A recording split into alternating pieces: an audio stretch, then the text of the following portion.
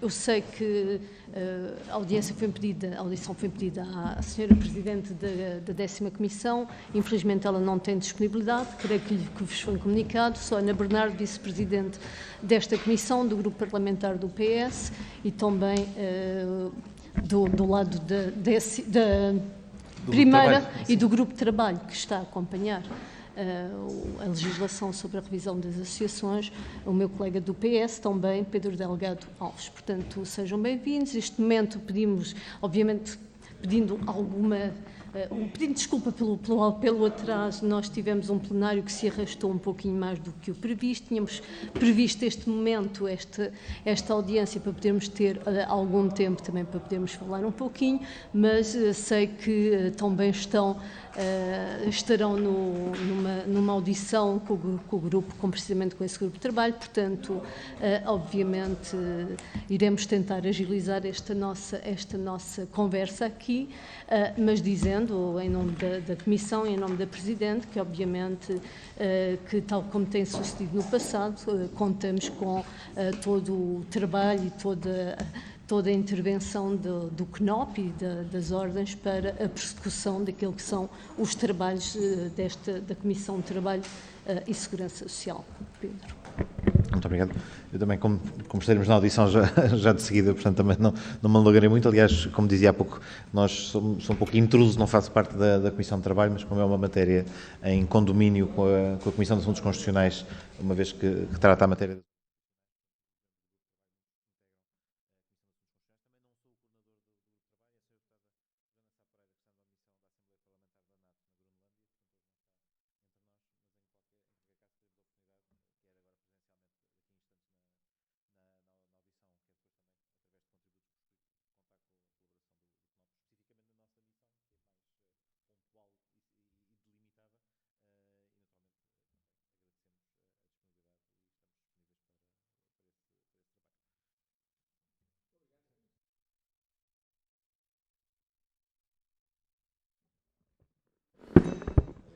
Agradecer a disponibilidade. Digamos, nós estamos, e eu estou aqui até numa dupla condição. Estou aqui em primeira condição pessoalmente apresentar os cumprimentos, enfim, à Sra. Presidente, aos seus deputados, em meu nome, na medida em que eu fui recentemente designado, eleito Presidente do CNOP, e, portanto, também é nessa qualidade que eu gostaria de me apresentar e de dar os meus cumprimentos e manifestar, enfim, a minha disponibilidade, o meu desejo de estabelecer uma relação de cooperação aos mais diferentes níveis. Depois também, estou aqui agora já em funções, enquanto Presidente do CNOP, e no âmbito do processo de revisão da legislação sobre as associações públicas profissionais, e que é o que iremos fazer a seguir. E também para dizer, enfim, que nesta qualidade também queremos manifestar toda a nossa disposição. Aliás, gostaria também de começar por apresentar os meus companheiros desta jornada, enfim, começar aqui já à minha direita pelo Dr. Fernando Virgílio Macedo, que está aqui em representação dos Revisores Oficiais de Contas, mas também, digamos, foi designado na reunião do Conselho Geral do CNOP para integrar esta delegação. Também o engenheiro Fernando Santos, bastonário da Ordem dos Engenheiros, também uma das ordens escolhidas para integrar a Comissão para vir aqui precisamente apresentar a nossa contribuição para o debate. E também queria dizer que estava prevista a vinda da doutora Alexandre Bento da Ordem dos Nutricionistas, mas ela teve um contratempo, ficou retida no Porto e, portanto, não está aqui presente. Gostaria também de apresentar o nosso assessor jurídico, o doutor Pedro Meireles, que é o suporte, enfim, jurídico, que, enfim, de certa maneira, é também a memória do próprio CNOP, não é? Na medida em que vem de trás, e é também uma pessoa que tem acompanhado todo este processo desde sempre e também tem a memória do passado, que, como sabemos, já vem de bastante trás.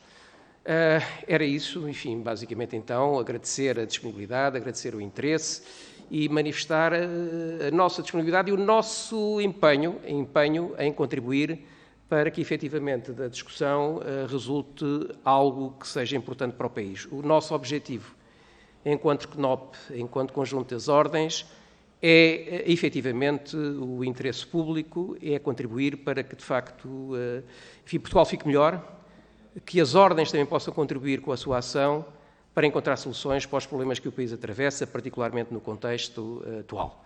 E esse é o nosso propósito, é servir o país e contribuir para que, de facto, o país possa ser melhor para todos, não é? Para todos nós, porque, no fundo, todos nós beneficiamos disso, não apenas as ordens, mas também os cidadãos no seu conjunto. E esse é o nosso propósito, esse é o nosso princípio. Muito obrigado.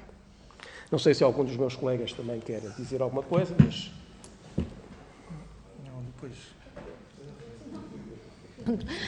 Então, obviamente, agradecer uma vez mais e devia tê-lo feito logo desde o início, que é também saudá-los pela recente eleição para o CNOP, para os membros do CNOP, e desejar, obviamente, também um bom trabalho, quer como CNOP, quer bastonários enquanto bastonários em cada uma das áreas, e naquilo que se refere à Comissão de Trabalho e Segurança Social, obviamente, esperar e dizer que sabemos que podemos contar também com o contributo, como tem sido feito ao longo destes tempos. Eu agora não vou ficar para a reunião do grupo de trabalho, portanto, deixo desde já em muito boa companhia e, portanto, agradeço.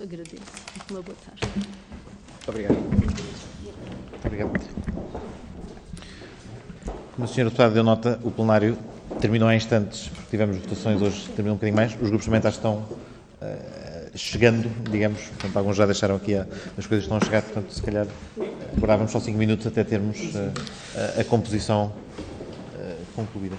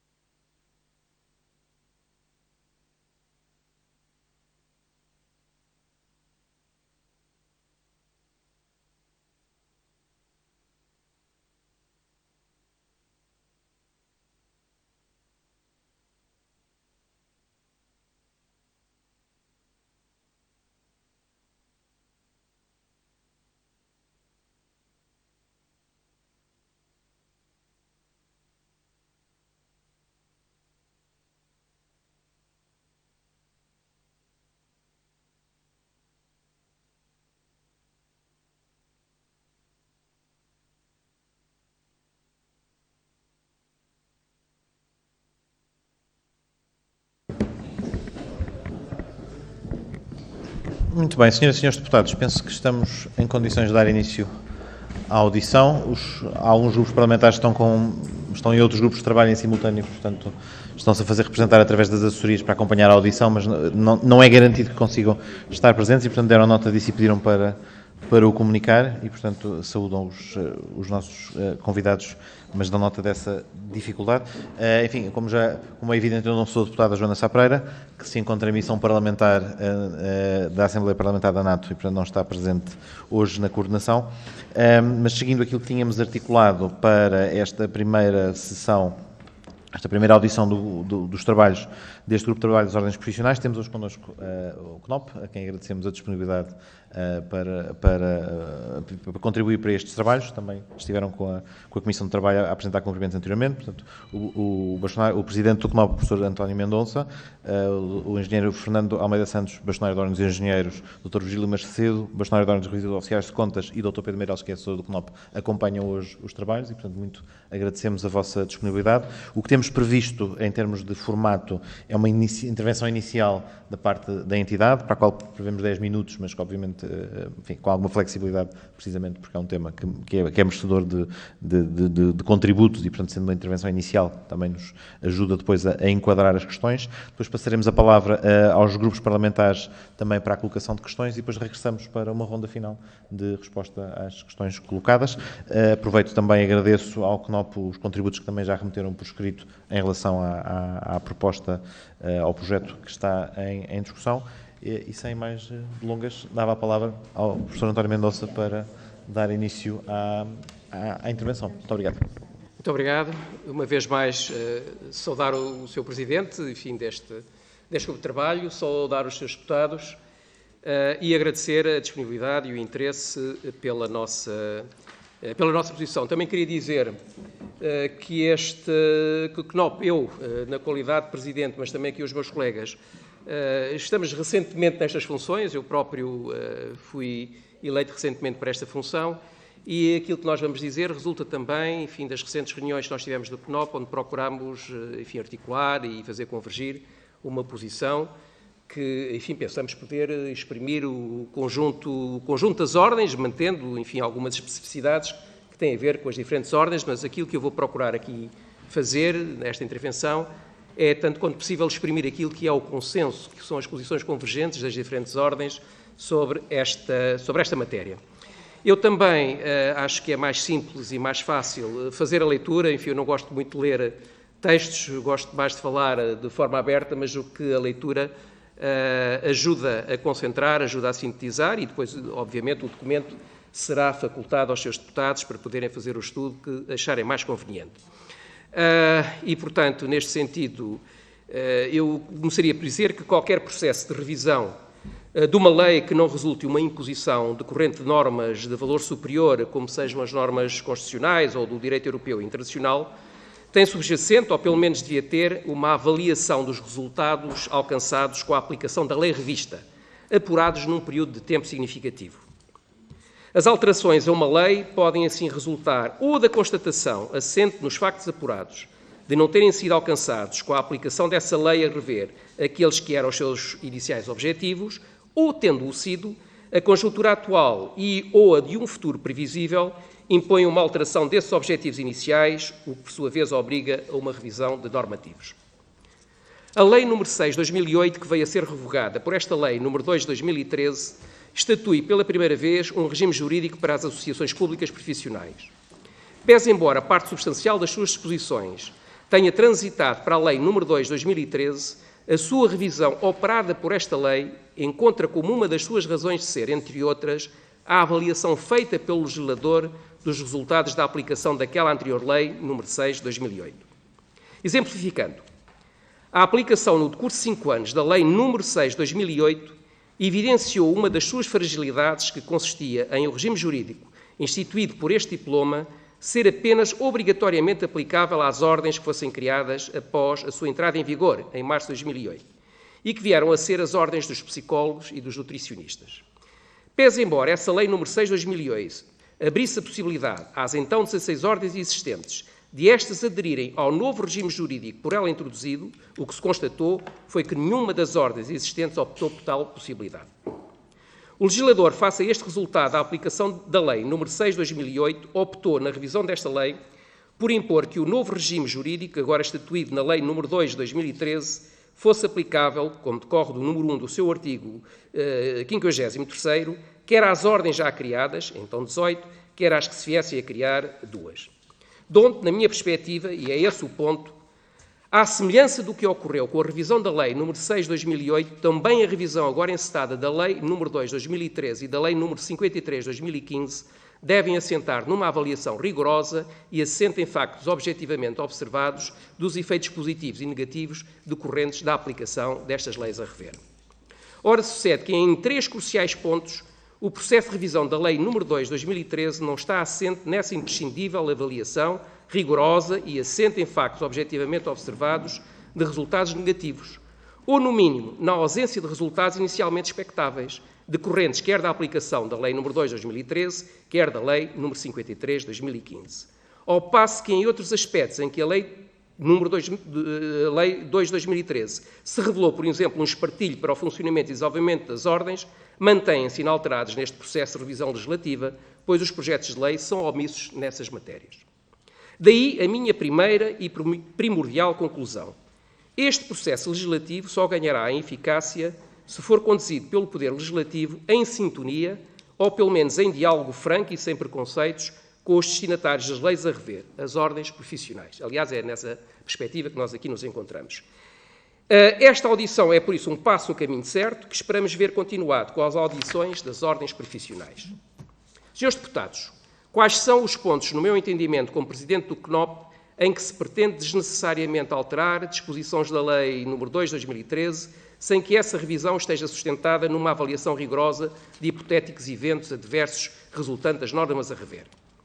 Na última reunião do Conselho Geral do CNOP foram identificados 3 pontos que concentram as maiores preocupações deste Conselho e que são também as minhas. Em primeiro lugar, as atribuições das ordens, a sua organização interna, a regulação dos estágios. Relativamente ao primeiro ponto, pretende-se desnecessária e infundadamente rever, e esse, na minha opinião, constitui o aspecto mais preocupante deste processo legislativo, as atribuições das ordens com a fusão que figura apenas no projeto de lei nº 108 do Grupo Parlamentar do Partido Socialista, das alíneas A e B do número 1 do artigo 5º da Lei nº 2/2013. O teor das alíneas A e B do número 1 do artigo 5º da Lei nº 2/2013 corresponde à redação das alíneas A e B do número 1 do artigo 4º da Lei nº 6/2008, apenas com a alteração na alínea A do número 1 do artigo 5 da Lei nº 2/2013 do vocábulo utentes pela expressão destinatários dos serviços.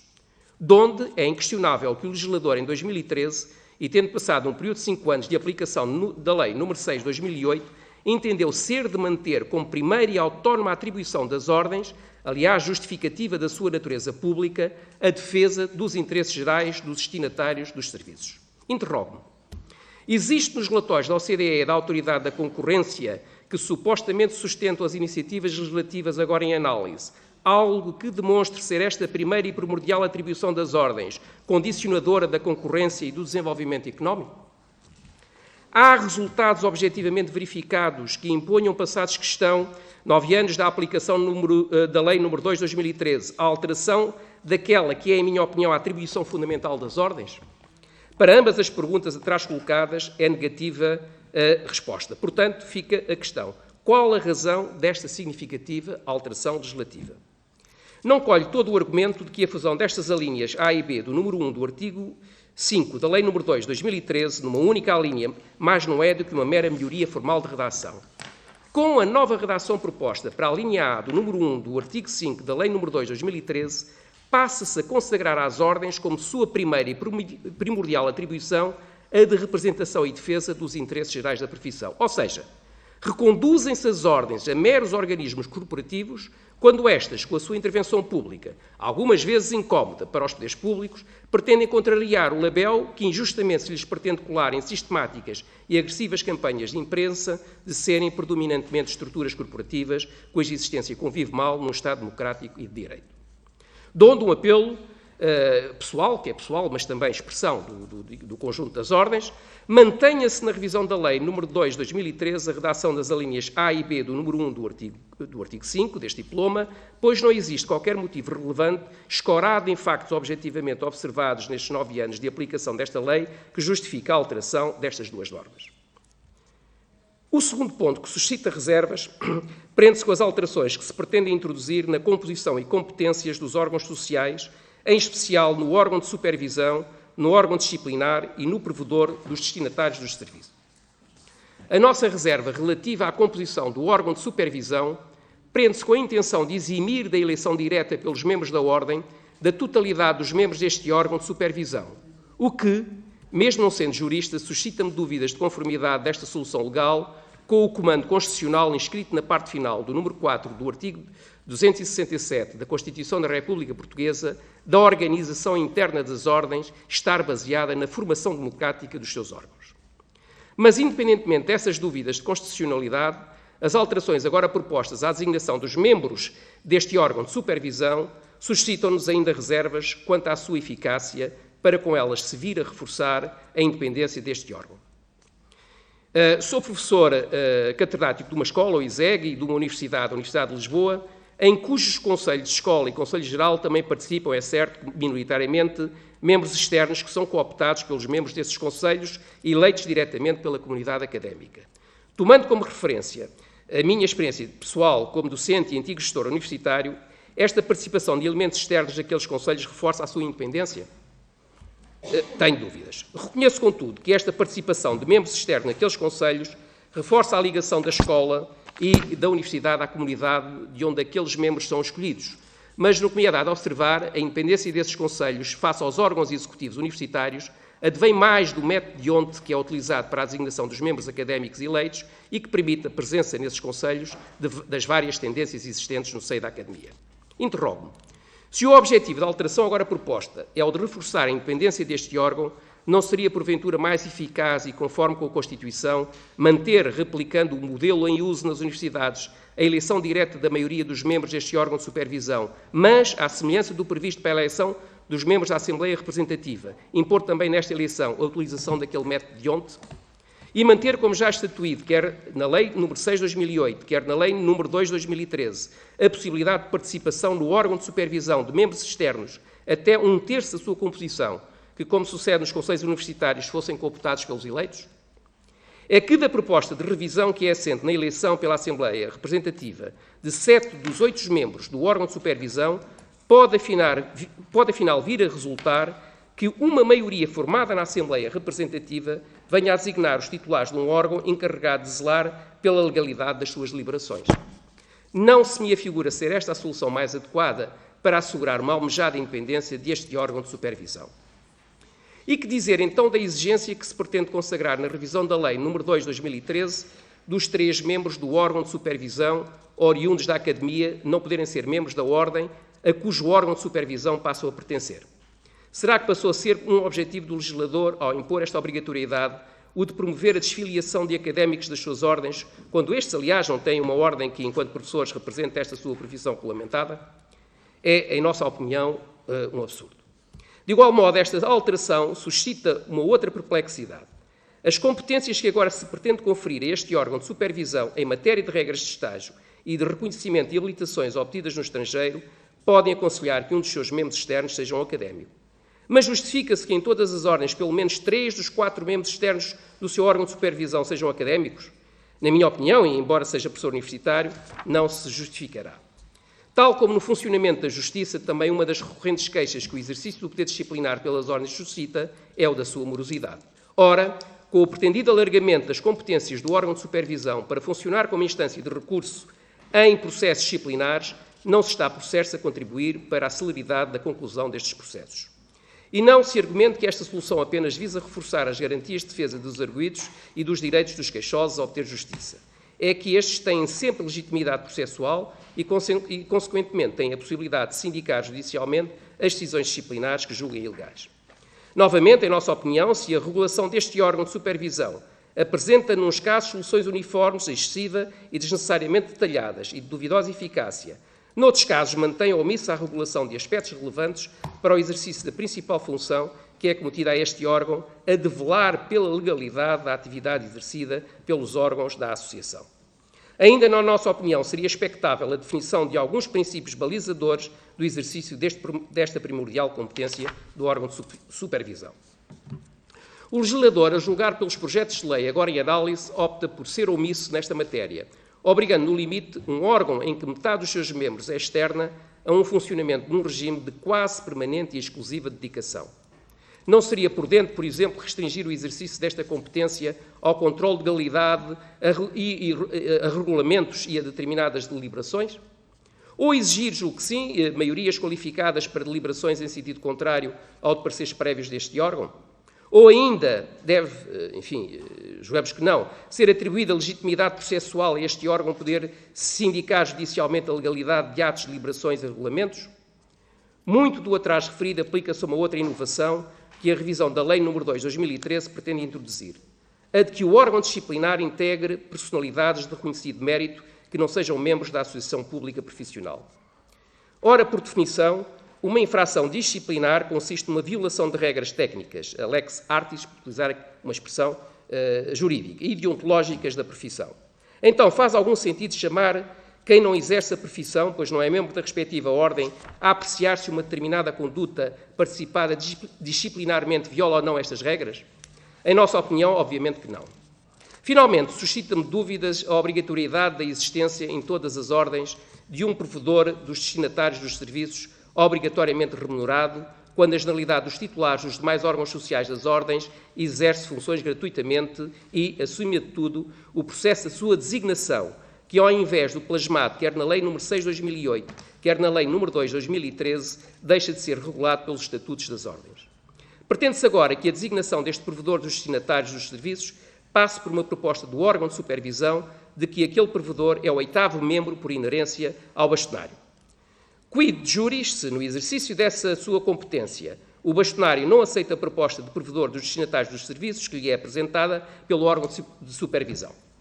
Por um lado, impõe a obrigatoriedade da existência de um provedor dos destinatários dos serviços, mas, por outro lado, criam-se as condições para um paralisante conflito institucional. Na nossa opinião, não é por isso esta uma boa solução, sendo preferível a adotada, quer na Lei nº 6 de 2008, quer na Lei nº 2 de 2013, remeter esta matéria para os estatutos de cada ordem. Uma palavra final, talvez, em termos de desabafo sobre a questão das incompatibilidades. Obviamente que as ordens não se podem nem devem substituir aos sindicatos, mesmo naquelas profissões onde não existe qualquer representação sindical que defenda os membros das ordens enquanto trabalhadores por conta de outrem. Recorrendo a uma reconhecida frase, haverá necessidade de se impor um período de nojo e logo de 4 anos aos dirigentes sindicais para estes, por eleição dos seus colegas de profissão, poderem também ser titulares de órgãos das suas ordens. E um outro desabafo, também sobre incompatibilidades, mas tendo presente que sou universitário e que exerci funções dirigentes na academia. Se, porventura, a minha escola ou a minha universidade me voltar a designar, por vontade dos meus pares, para um qualquer cargo de dirigente académico, terei de o recusar ou então de abdicar do cargo bastonário que os economistas me conferiram? Bom, é evidente que pode haver aqui diferentes posições sobre o assunto, mas digamos que as ordens devem também procurar ter, enfim, entre os seus quadros e dos seus dirigentes, pessoas com experiência relevante em todas estas matérias. O terceiro e último ponto, onde até agora foi possível encontrar no seio do CNOP uma posição consensualizada, prende-se com as alterações que se pretendem introduzir ao regime dos estágios. Ora, esta é uma matéria cuja regulação deve ser remetida para os estatutos de cada ordem, que, aliás, cabe a esta Assembleia da República aprovar. É que, em matéria de estágios, há uma variedade de situações que, já quando a preparação da Lei nº 2 de 2013 aconselha o abandono da regra constante à anterior Lei nº 6 de 2008, de o regime jurídico das associações profissionais se limitasse a remeter para os estatutos das ordens a regulação dos seus estágios profissionais. A Lei nº 2 de 2013, mantendo essa remissão para os estatutos, avançou para a identificação das matérias que estes, na regulação dos estágios profissionais, deveriam contemplar. Na revisão desta Lei nº 2 de 2013, avança-se ainda mais desta errada via regulatória, ignorando que em metade das ordens existentes não está sequer consagrada a figura de membro estagiário e a necessidade de realização sobre a égide da ordem de um estágio profissional. Portanto, esta diversidade de situações, esta matéria, julgo que é importante que se tenha em consideração na discussão da revisão da legislação. Interrogo-me, em todas as ordens, e são metade das existentes, há evidências de que a realização de estágio profissional constituiu um obstáculo à integração de recém-graduados no mercado de trabalho? Enfim, julgamos que não, e dou o exemplo que é o que melhor conheço dos estágios profissionais da Ordem dos Economistas de que sou bastonário. Para a realização do estágio profissional, na minha ordem, e são numerosas as situações em que ele é dispensado, releva a experiência profissional do estagiário obtida desde o momento em que concluiu a licenciatura que lhe permite a candidatura à inscrição na Ordem dos Economistas.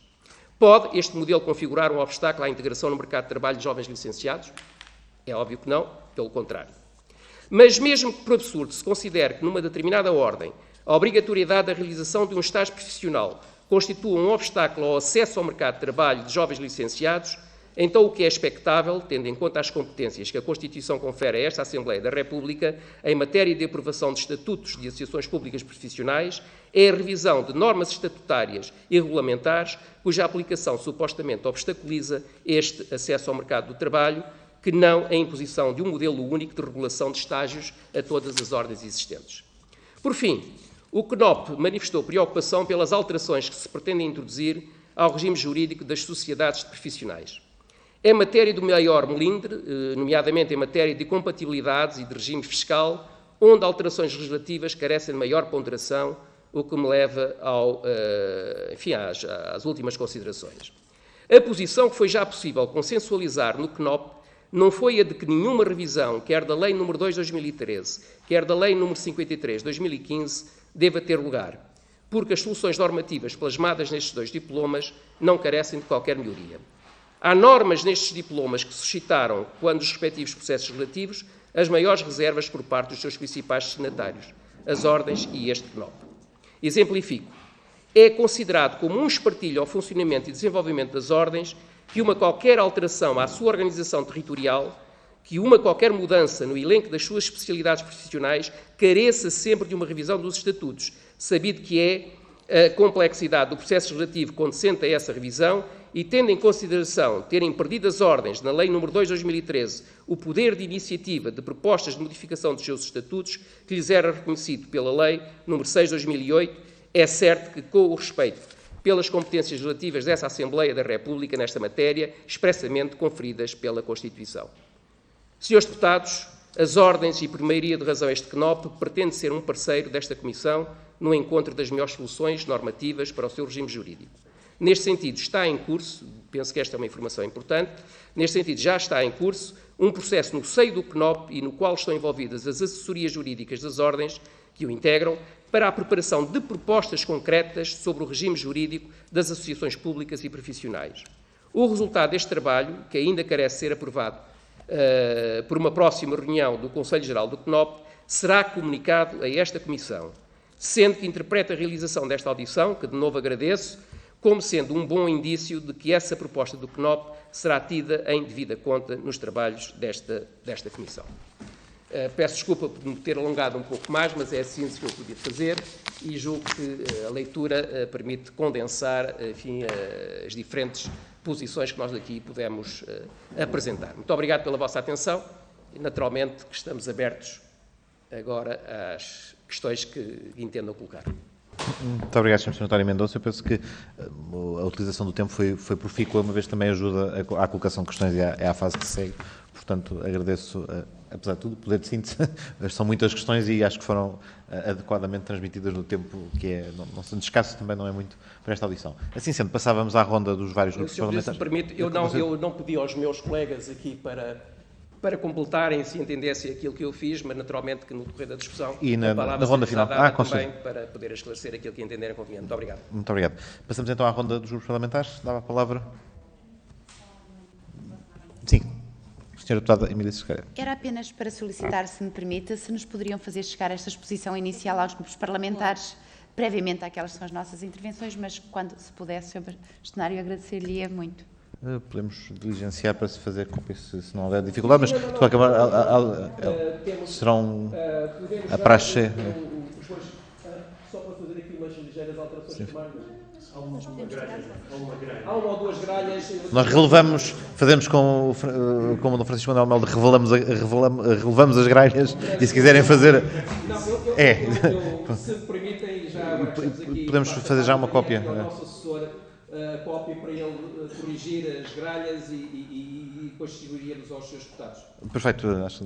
Fazer onde está 8 leis entre a lei 2006, 2008 e a lei 2013. Não são 8 anos, são 5. Correram 5 anos e não 8, por alguma razão. Mas se o ponto é esse, a censura pode vir da ordem dos contabilistas à conta mal feita, mas as restantes relevam. Então, se podemos fazer a distribuição, nós já agora, nós asseguramos que pode... Não sei, veja se estão... Muito obrigado.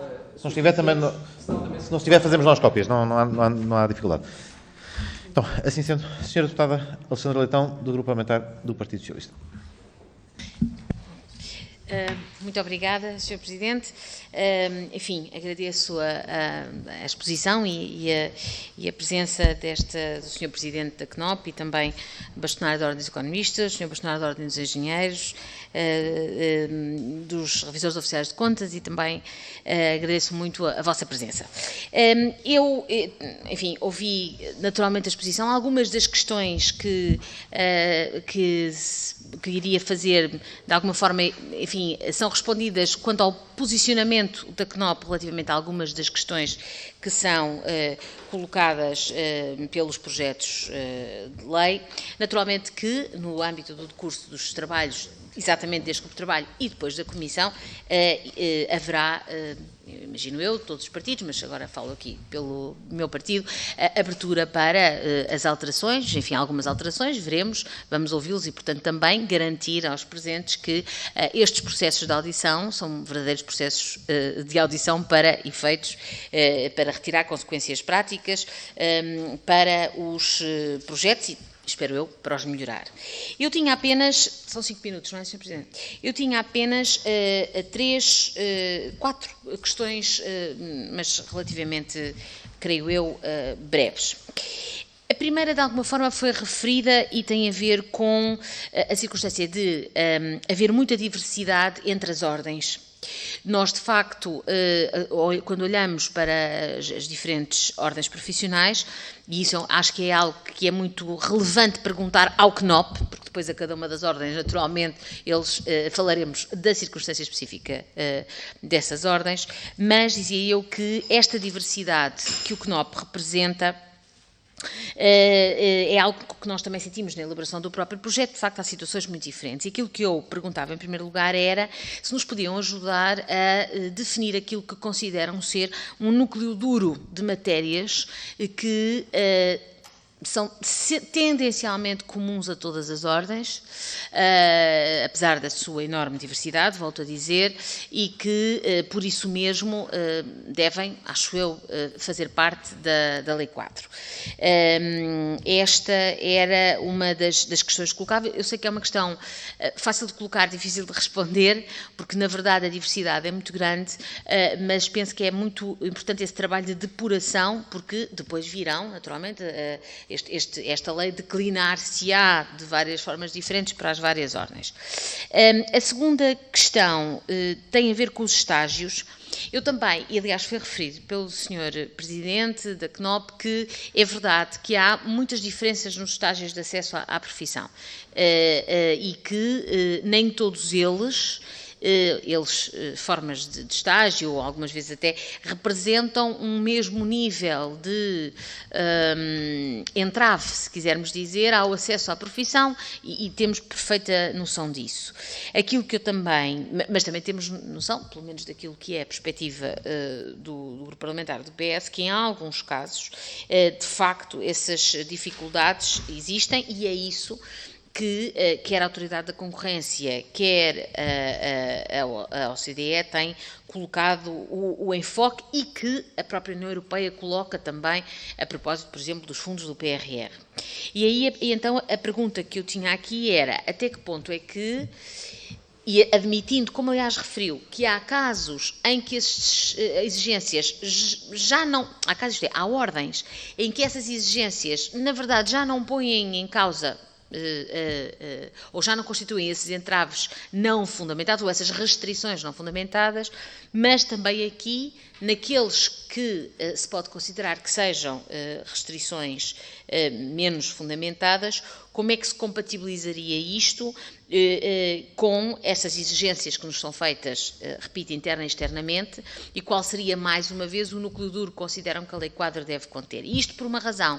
Nas ordens em que isso já não sejam, essas restrições já não existam, as normas que se ponham na Lei Quadro serão despeciendas, porque elas já estão compatíveis com essas normas, naquelas outras ordens em que essas restrições sejam de facto ainda, enfim, relevantes, não digo injustificadas, porque o conceito de justificação provavelmente não estamos todos de acordo, mas que são mais relevantes, então sim, a Lei Quadro releva. E, portanto, eu diria, como é que nós encontramos aqui este lugar comum, sendo que o que estiver lá e que já estiver cumprido por uma ordem em concreto, não faz mal.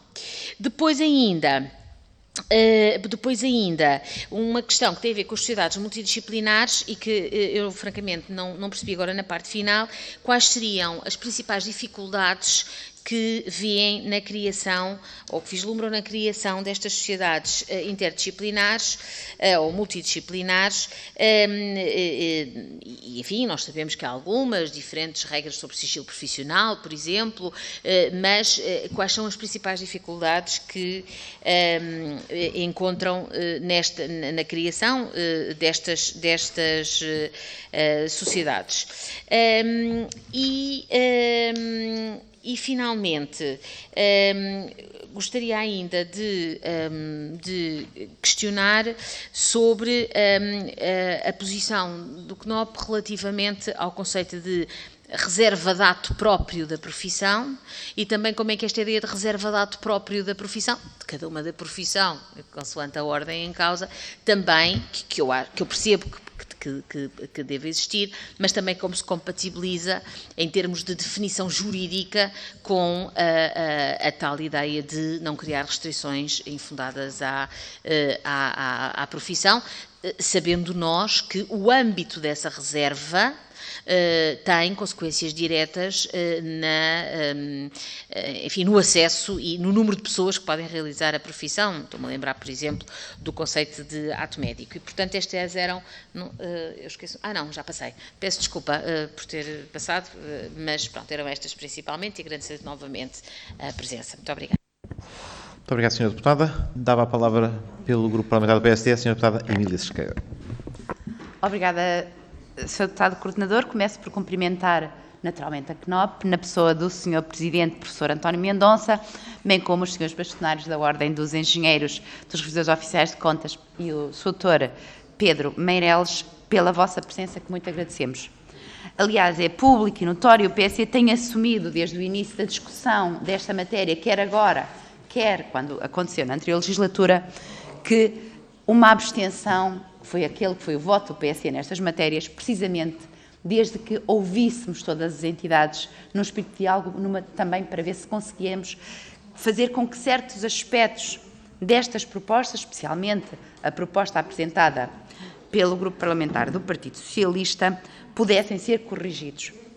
E também permitam-me, como nota prévia, não posso deixar de o referir no dia em que ouvimos os representantes de todas as ordens, a CNOP, que o PSD tentou muito que as ordens fossem ouvidas individualmente, todas e cada uma, pelaquela que é a dignidade que para nós representam, e a maioria não permitiu, e portanto foi chumbado o requerimento do PSD para que fossem ouvidas uma a uma, e elas estão agrupadas por áreas, o que muito lamentamos, e nesta primeira audição não podia deixar de dar nota expressa daquela que foi a posição do PSD, mas isso foi quanto a todas as ordens, exceto a CNOP, obviamente, e portanto queria deixar já nesta primeira audição expresso o nosso lamento para que tal não seja possível contra a vontade do PSD.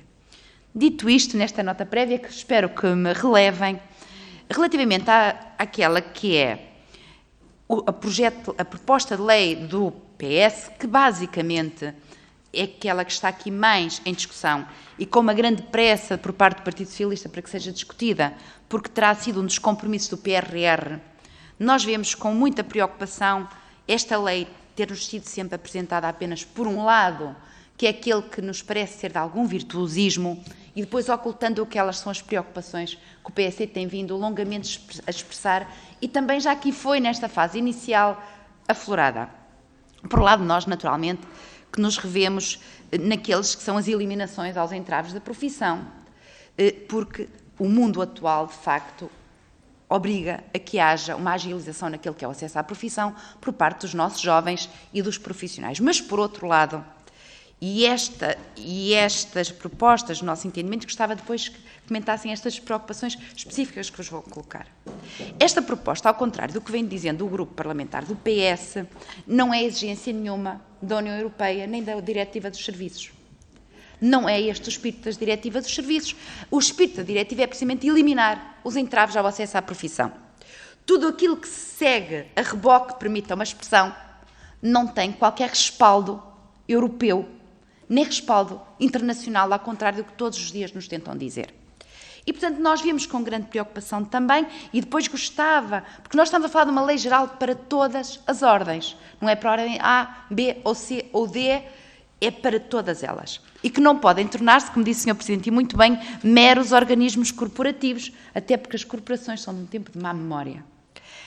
Relativamente à questão da independência das ordens, qual seria o impacto nas diversas ordens, no vosso entendimento, que teríamos com o órgão de supervisão, nos termos pensados, onde seriam pessoas estranhas à ordem, que viriam ter o controle efetivo dos destinos da ordem, e mesmo o chamado provedor dos destinatários dos serviços é eleito numa Assembleia Geral, mas não é nomeado pelo bastonário, ele é obrigado a nomear a pessoa que lhe indicam. Portanto, acaba por não haver aqui também um controle. Como é que se dá a volta para que as ordens, ao serem consideradas para regulamentar profissões de interesse público, porque se considerou que elas tinham interesses suficientes para que tivessem estatutos próprios, numa lei geral que se venha a cautelar muito bem que as ordens mantenham a sua independência, porque é isso que é o grande apanágio da sua própria existência e da dignificação até constitucional que ela vem ter.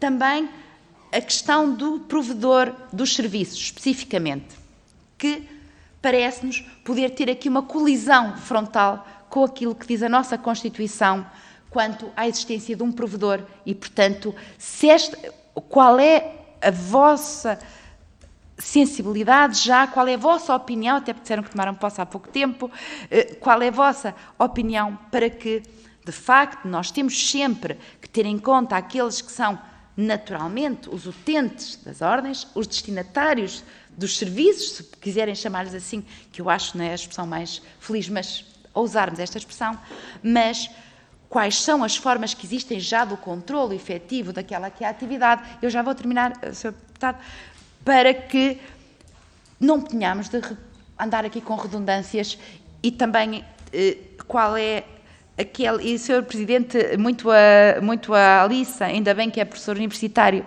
e académico, porque perceberá ainda melhor, porque nós usarmos a figura de académicos, meramente académicos, aliás, para controlar profissões do mundo real, quais são as entropias que isso pode causar efetivamente no funcionamento das profissões, quer no poder disciplinar, quer também no acesso à profissão, quer na avaliação dos estágios. E, finalmente, uma pergunta, porque o tempo vai longo, era a seguinte: relativamente aos estágios, o PSD tem vindo a defender, e já assumiu publicamente esta posição, que realmente temos de encontrar uma solução para que os estágios sejam remunerados, nomeadamente no país real, fora dos grandes centros, onde é muito necessário que haja acesso, mas também sabemos que muitas vezes não há condições materiais para que se remunere diretamente estes estágios, porque eles são obrigatórios. Nós entendemos que tem que ser o Governo a assumir a responsabilidade do pagamento desses estágios quando eles são obrigatórios. Quais acham que seria uma forma que nós encontraríamos ágil e que viesse ao encontro de todos, com isto possibilitando o acesso efetivo à profissão por parte dos jovens e, por outro lado, também a responsabilização efetiva do Governo, do Estado, que obriga a que estes estágios sejam obrigatórios e, bem, não entenda como crítica a parte dos estágios obrigatórios, porque não é. Mas temos de compensar, porque não podemos ter jovens com a sua vida eternamente adiada e a depender das suas famílias, muitas vezes em dificuldades, para ser uma profissão. Uma forma, através do IFP, que nos pudessem deixar aqui como solução, até porque, felizmente, são revisores oficiais de contas, economistas, homens dos números muito a propósito, para que se encontre a melhor solução, que haja aqui a harmonização entre os dois fatores. E mesmo, finalmente, gostava se pudessem que desenvolvessem mais a questão das sociedades multidisciplinares, nomeadamente o facto de pessoas não ligadas a qualquer profissão, e podemos ter, até no absurdo, fundos de capitais, e em certas profissões sabemos o impacto que isso poderia ter, anónimos, a controlar as sociedades dessas profissões. O que se é viável em certo tipo de profissões, noutra não seria. E, portanto, também se pudessem comentar isso, e depois nas audições com as ordens propriamente ditas, teremos tempo para desenvolver mais, e desde já agradeço muito os contributos que nos possam trazer hoje. Muito obrigada. Muito obrigado, Sra. Deputada.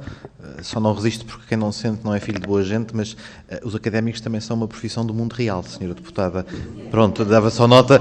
Não sou sindicalista, neste momento, já fui sindicalista do sindicato, do meu sindicato de professores, era só essa nota. Pronto. Vai ter que me permitir uma parte. Era uma brincadeira. Eu tenho era uma parte, muitíssimo era uma respeito brincadeira. pelos académicos, como deve calcular, mas nós temos dois tipos de académicos, aqueles que realmente lidam depois com o mundo das profissões e estão ligados à realidade do dia-a-dia, e os académicos que, com grande formação e grandes construções teóricas e doutrinárias, às vezes elas não se adequam assim tão bem àquilo que são as necessidades do dia-a-dia. Não estou a dizer que seja o caso, Sr. Deputado Coordenador, como deve calcular. Era desabafo, era tranquilo. Muito bem. Prosseguimos então. Sr. Deputado Jorge Galveias, do Grupo Parlamentar do Chega. Muito obrigado. Excelentíssimo Sr. Coordenador do Grupo de Trabalho. Excelentíssimo Professor António Mendonça, Engenheiro Fernando Almeida Santos, Dr. Virgílio Macedo, Dr. Pedro Meireles. Segundo a CNOP, a Associação Representativa das Profissões Liberais Regulamentadas, a função das ordens profissionais é a melhoria do funcionamento do setor das profissões regulamentadas, especificamente, no que diz respeito ao reconhecimento das qualificações profissionais, à eliminação das restrições ao uso de comunicação social, publicidade, e à eliminação dos requisitos ao acesso e exercício de profissões regulamentadas que não se mostrem justificados ou proporcionais. No entanto, sabemos que as exigências feitas por várias associações públicas profissionais, as chamadas ordens profissionais, ganharam a reputação de erguer muralhas e condicionar o acesso ao mercado de trabalho, e por isso o que se verifica é uma excessiva barreira à liberdade profissional existente entre nós.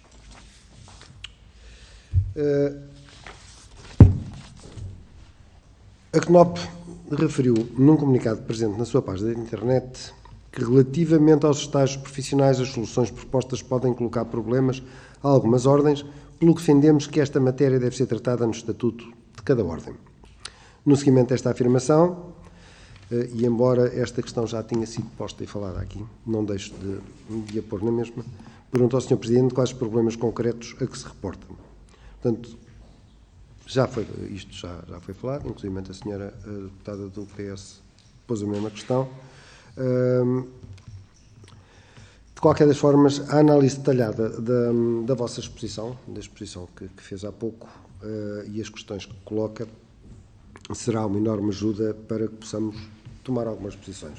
Portanto, aguardaremos a vossa exposição para que possamos avançar em relação a ela. Muito obrigado. Muito obrigado, Sr. Deputado.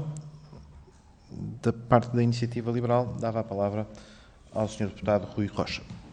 Muito obrigado, Sr. Presidente. Eu não vou formular perguntas que não assisti à exposição e, portanto, não faria sentido eventualmente estar a consumir o tempo da Comissão fazendo perguntas que poderiam estar resolvidas no âmbito da exposição. Vou ler atentamente o documento que foi distribuído e acompanharei com interesse aquilo que serão as respostas e depois, eventualmente, alguma dúvida que tenha, tentarei formulá-la no momento oportuno, mas não vou fazer a maldade à Comissão de estar a duplicar perguntas e questões. Muito obrigado. Obrigado, Sr. Deputado. Nesse caso, o Sr. Deputado José Soeiro, do Bloco de Esquerda.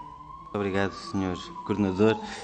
Queria também agradecer o contributo do Conselho Nacional das Ordens Profissionais.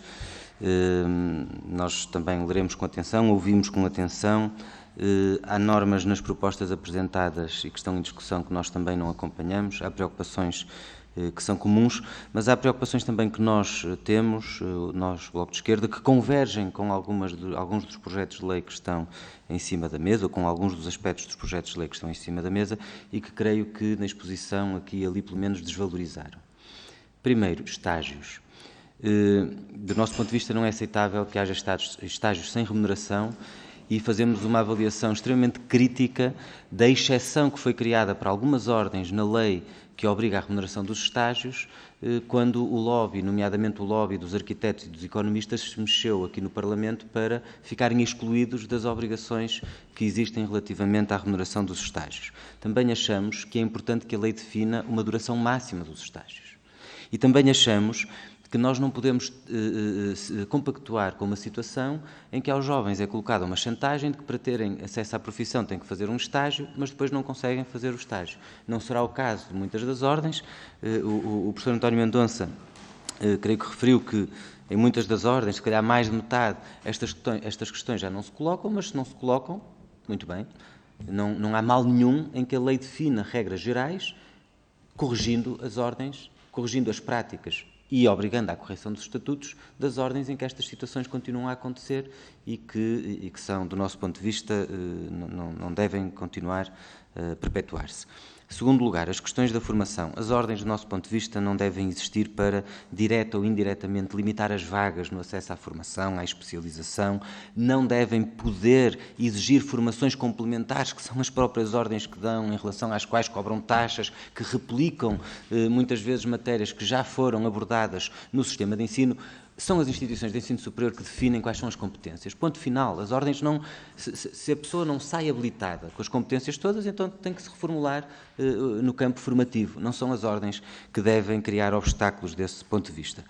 E, em terceiro lugar, sobre as questões da independência, nós não alimentamos nenhum fetiche pelos membros da comunidade. Sabemos como, em alguns casos, por exemplo, no regime jurídico das instituições de ensino superior, muitas vezes essa figura dos membros da comunidade como reforçando a autonomia é uma forma de outros interesses entrarem na discussão da gestão e até das matérias, de matérias importantes da administração e da definição da política das instituições e, portanto, a comunidade, digamos assim, tem as costas largas.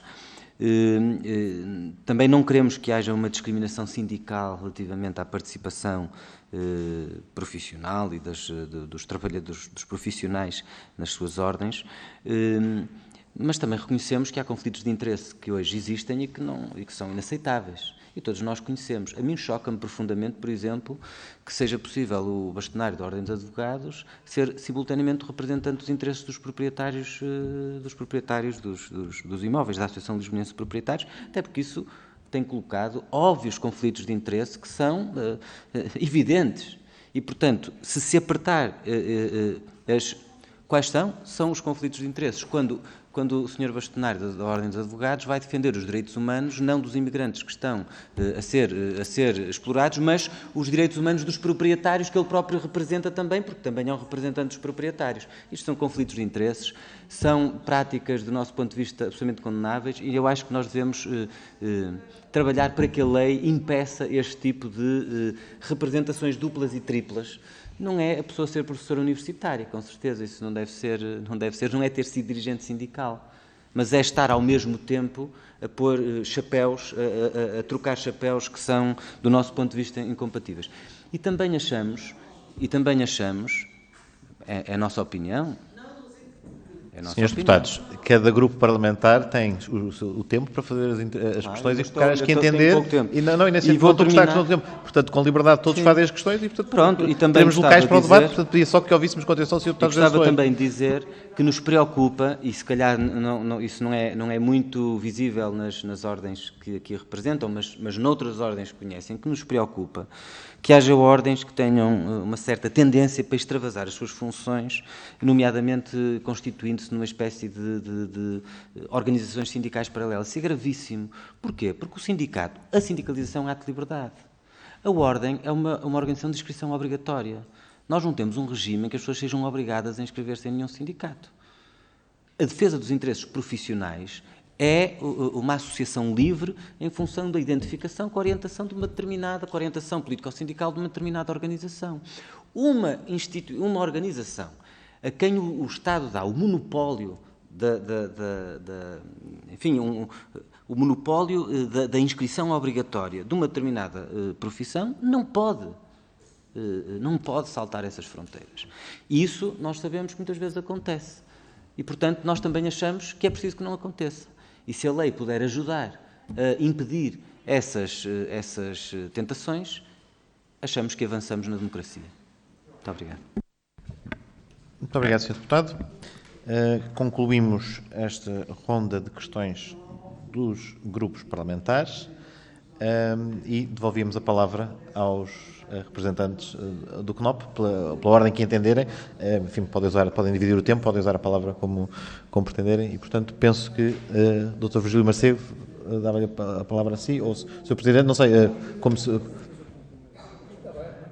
É como que... Não é só porque se mexeu em direção ao microfone, assumi que era, mas não. Muito bem, então, Sr. Professor António Mendonça. Muito obrigado.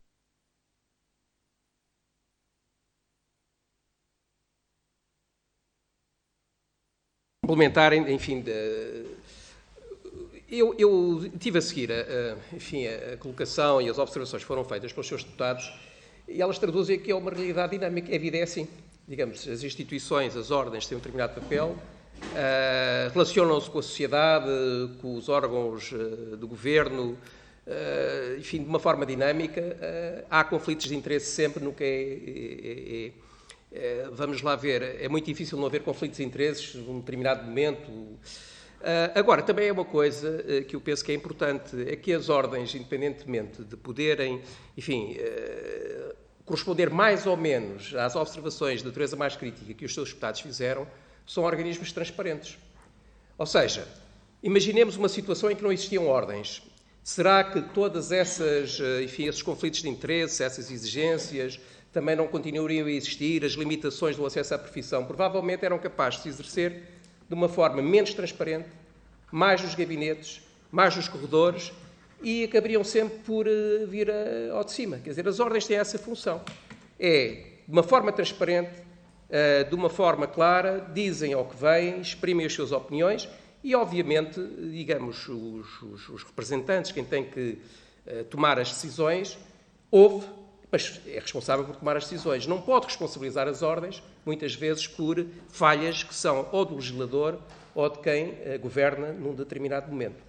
E, às vezes, pode haver a tentativa, particularmente nas situações, digamos, de mais aperto, de encontrar bodes expiatórios. E serão precisamente as ordens que são os bodes expiatórios para, no fundo, responsabilizar pelas incapacidades que em determinado momento... E eu estou aqui a dizer, não estou a referir nenhuma instituição ou nenhuma organização política em particular, é todas aquelas que têm responsabilidades governativas, legislativas, que, no fundo, têm as suas próprias responsabilidades. Portanto, há aqui, digamos, um aspecto que acho que é importante. Numa sociedade desenvolvida, as instituições, e em particular as ordens, são elementos fundamentais do exercício das regras democráticas e contribuem para a transparência da democracia. Isso é muito importante. Reparem o seguinte, relativamente à independência. É extremamente significativo, vamos lá ver, as ordens hoje em dia, já vinha atrás na lei de 2008 e na lei de 2013, que as ordens definiam-se em primeiro lugar, e estava consagrado na lei, em que o seu principal objetivo era precisamente os utilizadores finais e era o serviço público. E agora o que se pretende é precisamente inverter. É pôr como principal atribuição das ordens a defesa dos interesses dos seus membros. Desde que, e está um único ponto que substitui as duas alíneas anteriores, desde que, enfim, tenham salvaguardado o interesse público. Ou seja, diz-se que as ordens são corporativas, mas as ordens já não têm pretensões a ser organismos corporativos. Então o que é que se faz? Altera-se a lei para que as ordens sejam efetivamente instituições corporativas, dizendo que a atribuição fundamental é a defesa dos interesses dos seus membros. E já não é assim, pelo menos na lei. Portanto, de certa maneira, a lei e a alteração à lei que é proposta é um passo atrás relativamente àquilo que foi o avanço e o progresso das ordens relativamente enfim, ao próprio desenvolvimento da sociedade. Porque é óbvio, vamos lá ver, como eu disse, há pouco as sociedades são dinâmicas e as instituições têm que se adaptar a esse dinamismo. E, portanto, as instituições evoluem, as ordens hoje não são o que eram há 30 anos atrás. A consciência que as ordens têm do seu papel não é a mesma que tinham há 30 ou 40 anos atrás, ou mesmo há mais. Algumas até são muito mais antigas do que isso, não é? Portanto, evoluem, e é bom que assim evolua. E este confronto e esta discussão que nós estamos aqui a ter também contribui para a própria evolução das ordens. Quer dizer, as observações e as próprias propostas de lei que estão em curso também provocaram dentro das ordens uma natural discussão relativamente ao seu papel e até no confronto de umas com as outras, para saber quem é que tinha mais isto, tinha mais aquilo, etc. E a situação das ordens é a mais diversa neste momento. não é? Porque há ordens em que, de certa maneira, é mais obrigatória a inscrição, há outras em que não há obrigatoriedade absolutamente nenhuma de inscrição. Por exemplo, a ordem que eu pertenço não é obrigatória a inscrição, é obrigatório o cumprimento de certas exigências, mas não é obrigatória a inscrição.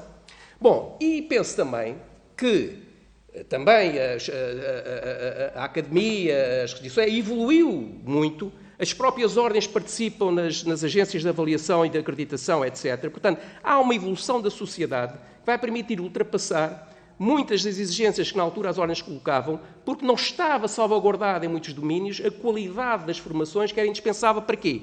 Para as ordens garantirem que os quadros qualificados nas mais diferentes profissões eram quadros de qualidade e que permitiriam responder de forma capaz àquilo que a sociedade deles esperava. É óbvio que as ordens também estão disponíveis para trabalhar no sentido de encontrar as melhores soluções, para compreender também e para incorporar aquilo que foi a mudança social, que é muito importante.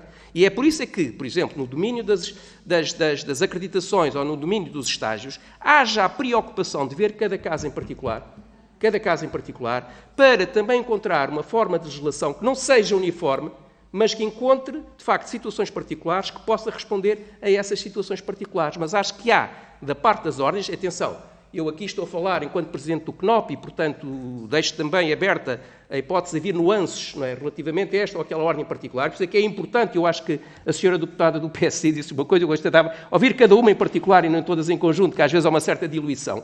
Acho que eu sei que dá trabalho, é mais tempo e provavelmente, mas seria útil, do nosso ponto de vista, que se ouvisse cada uma em particular, mas que o legislador tivesse em conta as situações particulares, tendo em conta também o legislador o interesse público e o papel que as ordens podem ter.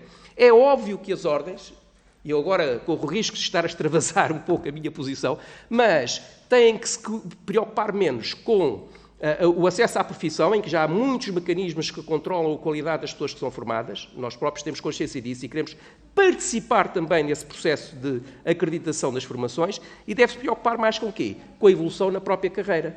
Como é que as pessoas evoluem? Saber certificar, acompanhar se prevarica, se não prevarica, se é competente, se não é competente, mais para o desenvolvimento da carreira e menos para o acesso à profissão.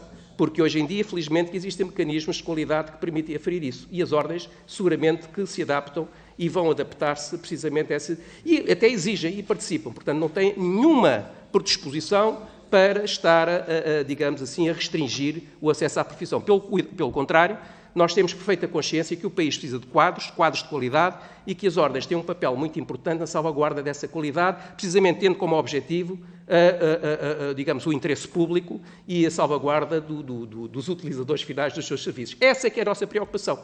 É o serviço, não é aquilo que nós garantimos para a sociedade e não propriamente estar a atender a interesses corporativos. Acho que era importante frisar esse aspecto e, portanto, desde já dizer, enfim, procurando responder aqui à senhora deputada do Partido Socialista, que ficou em primeiro lugar e que falou do núcleo duro das matérias, que, de facto, para nós, esta alteração do artigo 5º nós não compreendemos. Porque é meter-nos pela goela abaixo que nós somos corporativos, quando nós, neste momento, pela legislação atual, não somos corporativos. E, portanto, reparem que até podem provocar exatamente o contrário, que é a tendência para as ordens, então, estarem a salvaguardar precisamente o tal interesse, não é? E, portanto, seria um passo atrás que nós já demos, já estamos mais avançados do que isso. De certa maneira, isto é um retrocesso imenso, esta inversão das atribuições das ordens. Acho que, enfim, e a partir daqui está tudo, de certa maneira, contaminado, não é? Porque diz que as ordens são corporativas, então o que é que nós vamos fazer? Vamos introduzir elementos para controlar o corporativismo. Ou seja, há aqui uma perversidade, não é? Que eu acho, enfim, eu estou a dizer isto, não é propriamente estar a fazer, é com o espírito digamos, de cooperação, de abertura, mas de chamar a atenção para algumas perversidades que a lei tem, que de facto é voltar atrás. Em vez de andar para a frente, não é? Andamos para trás. E eu acho que isso está plasmado aqui, de facto, no artigo 5º. A questão do provedor também é outra que resulta precisamente do artigo 5º. Pois se as ordens são corporativas, então temos que arranjar alguém que seja o garante de que estas coisas lá dentro, que eles não atuam de forma a satisfazer o interesse público, não é? E arranja-se uma figura, enfim, remunerada, que acaba por, eventualmente, no próprio processo em que não há intervenção, quer dizer, que o próprio provedor faz parte de um órgão de fiscalização, que um órgão de fiscalização que se arrisca a ter uma maioria em determinadas condições de membros externos, etc. vamos lá ver, é uma perversão total, porque a certa altura, para que é preciso o bastonário? E pode entrar em contradição com o próprio bastonário, quer dizer, pode paralisar completamente, até pode chegar à situação em que o provedor seja remunerado e o bastonário não. Não é? A Ordem dos Economistas, por exemplo, o bastonário não é remunerado, há outras que sim, há outras que não, depende das situações, mas reparem que há aqui também uma perversidade, porque é que não é remunerado e então aquele que tem a responsabilidade da Ordem não é remunerado, não é? Não faz sentido absolutamente nenhum, não é? Mas, enfim, isto não é estar a reivindicar que o bastonário deva ser remunerado ou esteja nos estatutos, mas é só chamar a atenção para a contradição que existe em imediatamente avançar com uma figura que é remunerada e que, portanto, corre o risco de digamos, ser o verdadeiro dono da ordem em determinadas condições. Relativamente aos elementos externos. Bom, aqui há nuances nas diferentes ordens, há diferentes culturas, etc., mas enfim, faz muito pouco sentido, na nossa opinião, que as pessoas não sejam membros da ordem. Por exemplo, ora bem, se as ordens querem ter os melhores quadros, os mais qualificados no seu seio, então agora vamos arranjar pessoas que não são da ordem para introduzir estes elementos. Há aqui... Agora, atenção, há abertura, por exemplo, na ordem dos economistas ou noutras, por exemplo, a necessidade de ter elementos da sociedade pode fazer sentido, não é? Portanto, dos stakeholders. Mas reparem, esses stakeholders podem, é o que nós avançamos aqui na nossa proposta, por exemplo, uma hipótese, é que seja até 1/3, mas que sejam pessoas, sei lá, eu estou agora a referir-me no caso dos economistas, mas de empresas, de associações empresariais, profissionais, etc., que possam estar representados também na ordem. Isto faz. Aliás, como existe, como eu referi, também os elementos externos dos conselhos académicos, não é? Pode perfeitamente ser, e nós não estamos fechados a isso, mas como eu disse, também estas coisas é preciso ver as nuances de ordem em ordem, para saber em que medida que os stakeholders podem participar, mas nunca em maioria. Por exemplo, nós aceitamos perfeitamente que até 1/3 até pode ser um elemento positivo para a própria ordem. Agora estou, como eu disse, aqui a falar um pouco mais em termos pessoais, mas acho que pode ser um elemento positivo. Relativamente aos estágios, bom, as situações também são muito diferentes de ordem para ordem. Eu aceito perfeitamente as observações, acho que é uma injustiça os jovens serem obrigados a estar um ano ou mais sem remuneração. Acho que é. E, portanto, eu julgo que também essa é a preocupação da Generalidade das Ordens, é encontrar formas de que se garanta, porque é muito difícil, sei lá, a situação dos advogados é diferente dos médicos é diferente dos economistas, etc. Eu julgo que também devia haver da parte do legislador alguma preocupação. Até reparem, a legislação dos estágios, hoje em dia existente, eu aqui peço ajuda ao Dr. Pedro Meireles, até do ponto de vista da justiça, assim é verdade, mas julgo que a legislação que permite os financiamentos dos estágios exclui os estágios que são exigidos para as ordens. Por exemplo, pode haver uma alteração da lei geral, por exemplo, que permita precisamente que o financiamento público possa ser extensível aos estágios que podem ser obrigatórios no âmbito do exercício da profissão, no quadro de certas profissões, não é? Ou seja, tem que haver também, aqui a preocupação, também na legislação mais geral, de fazer as alterações que permitam facilitar estas coisas.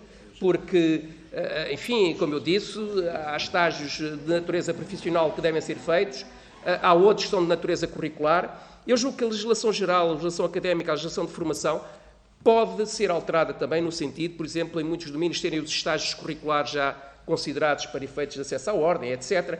Há situações mais diversas. Agora, é preciso ter cuidado em fazer uma legislação de caráter geral sobre esta matéria.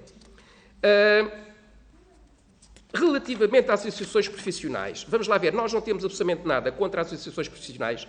É, mais uma vez, uma resposta à dinâmica social, cada vez mais complexa, e que hoje em dia as diferentes profissões se interagem. Agora, o que é que nós chamamos a atenção? Para a necessidade de salvaguardar todos os aspectos de natureza, por exemplo, fiscal. Quer dizer, a transparência fiscal deve ser clarificada. Saber, enfim, de uma associação profissional de advogados com sócios que não são advogados, as implicações em termos fiscais, quer dizer, ou seja, estas alterações legislativas não podem ser feitas de forma leviana.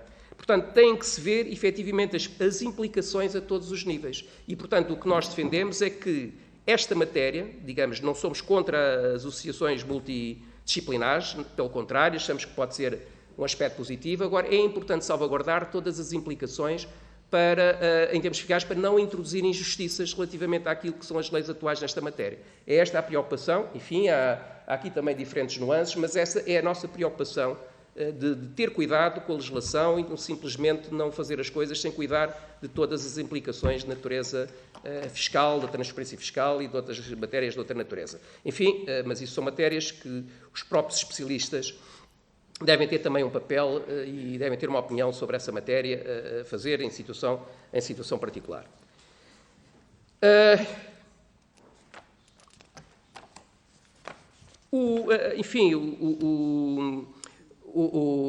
As intervenções do Sr. Deputado do Chega, da intervenção liberal, etc., enfim, estão mais, de certa maneira, à espera de quais são as nossas propostas e, portanto, isso é positivo. Há só aqui um aspecto particular que o Sr. Deputado José Soeiro falou, das vagas para a profissão. Eu acho que isso é uma matéria governamental. Não é? Quer dizer, é que tem, em face da análise que faz do país no seu conjunto, tem que redefinir. É evidente que pode pedir opinião e deve pedir opinião às ordens profissionais para saber em que medida que há ou não há condições para, digamos, formar, mas, acima de tudo, é uma questão de política educativa, não é? É uma questão de política educativa, digamos, ouvindo, normalmente nas questões da política educativa, ouvem-se as instituições e elas dão a sua opinião, mas há uma responsabilidade legislativa, não penso que deva ser, na minha opinião, qualquer ordem a fixar o número deste ou daquele que pode sair, não é? Portanto, enfim, acho que também aí eu julgo que as ordens evoluem nesse sentido. E, o que é importante garantir aqui nestes domínios? É a qualidade. É a qualidade. E aí também as ordens podem ter um papel, efetivamente, nessa definição, mas essa é que é a preocupação. O país precisa de muitos quadros, não é? E, infelizmente, muitos quadros que formam até nem ficam cá, não estou aí para fora, não é? E, portanto, nós também queremos criar, e acho que as ordens também têm um papel muito importante, precisamente na exigência, enfim, de condições que as pessoas que se formam e que, de facto, incorporam as ordens, também tenham essas condições para poder exercer as suas qualificações e pelas quais o país pagou, e não foi pouco, a exercer em Portugal ao serviço do nosso desenvolvimento económico. Acho que essa também é a nossa preocupação que temos de ter, não é?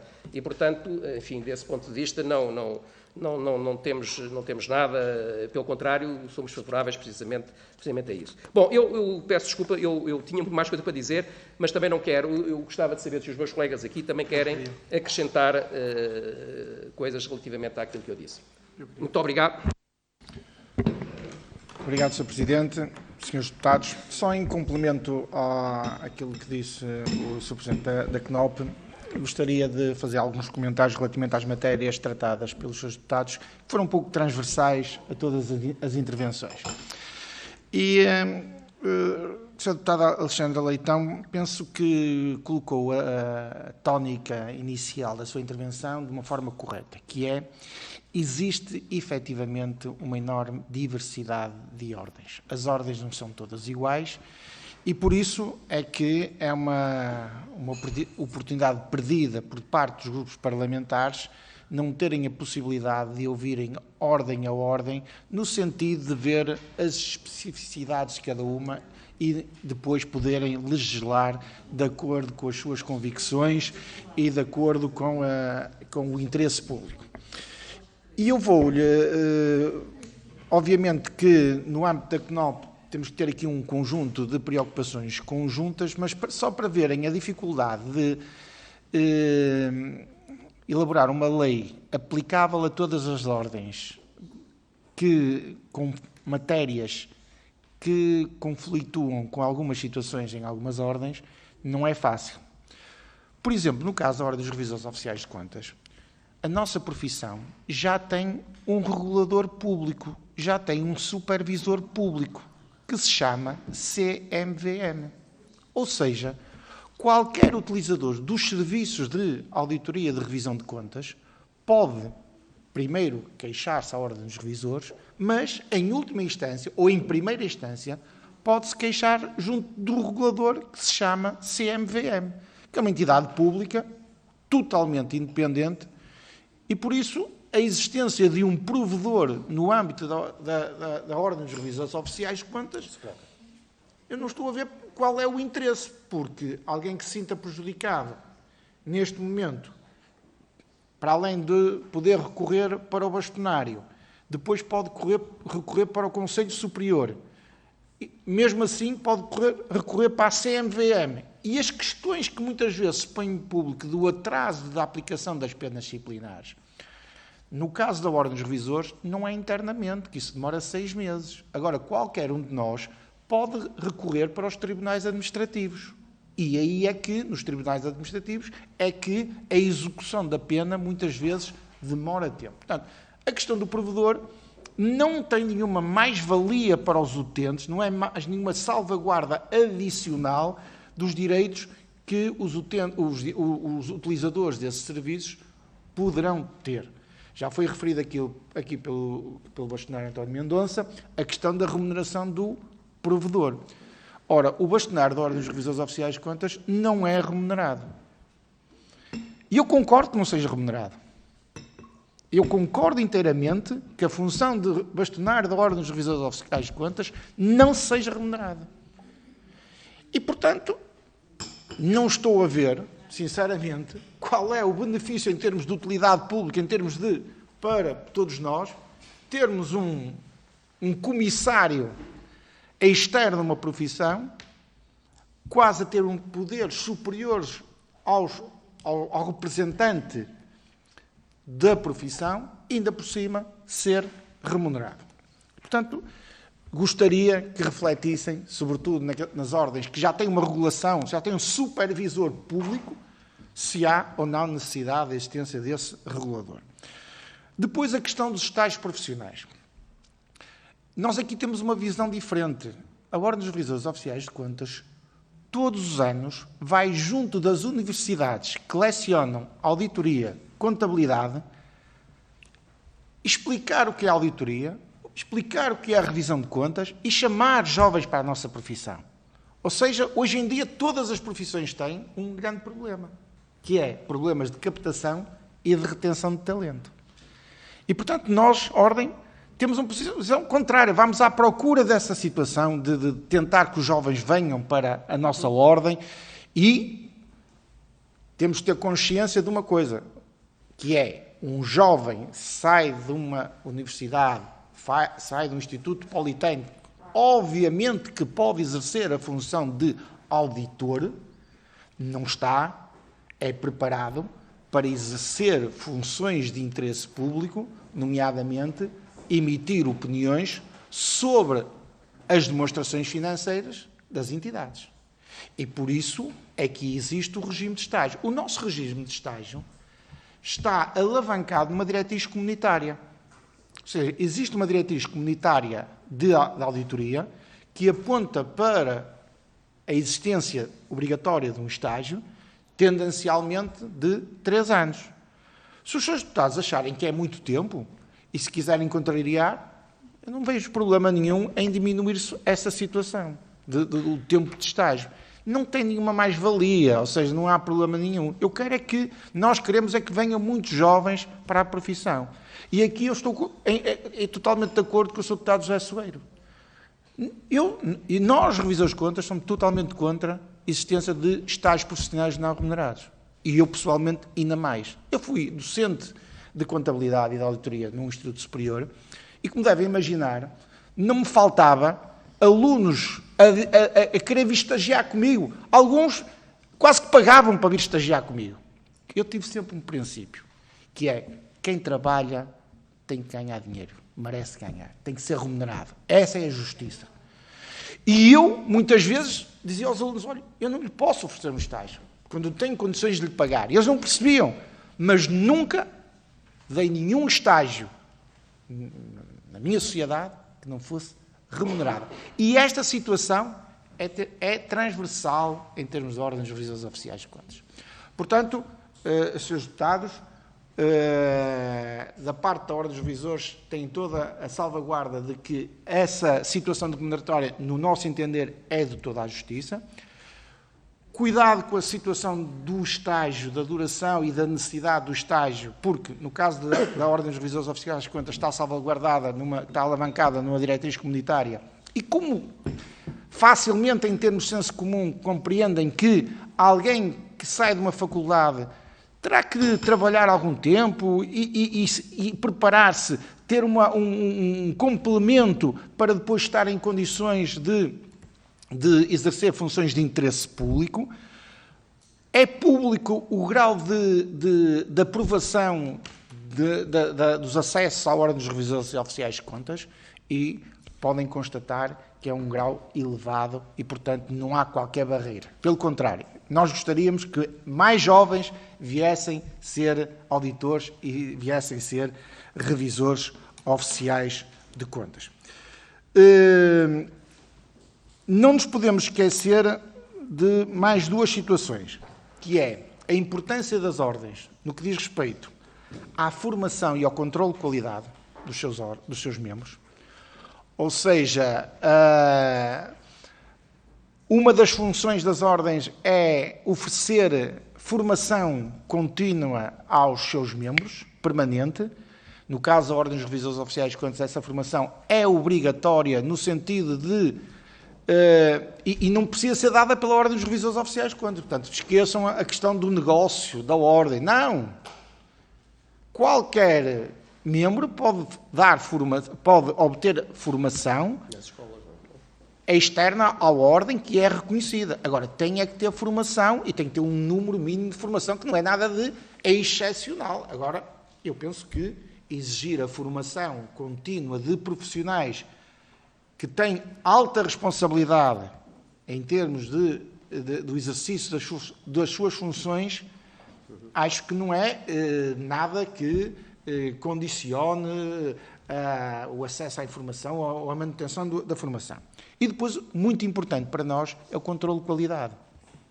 Ou seja, nós anualmente, por exemplo, fazemos controle de qualidade de uma grande maioria dos nossos membros, ou seja, posso-vos dizer que cerca de 16% ou 17% dos membros da Ordem dos Revisores Oficiais de Contas são objeto de controle de qualidade anualmente. Controle de qualidade com consequências. Infelizmente, de vez em quando, temos que atuar disciplinarmente, mas não há qualquer corporativismo e nem qualquer protecionismo na profissão. E por isso eu chamava a atenção para a diversidade que existe de situações, chamava a atenção para a questão do supervisor público, que a Ordem dos Revisores Oficiais de Contas tem e que altera, e que muitas das preocupações que estão eventualmente plasmadas nessa proposta de lei já estão acomodadas pela existência desse supervisor.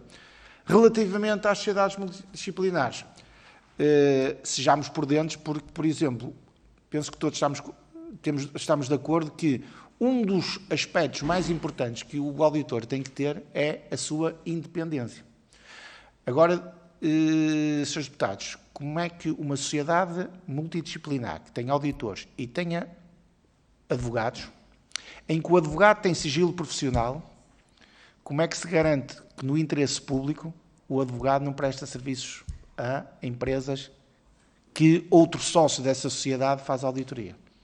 Essa é uma preocupação para nós, a questão da independência.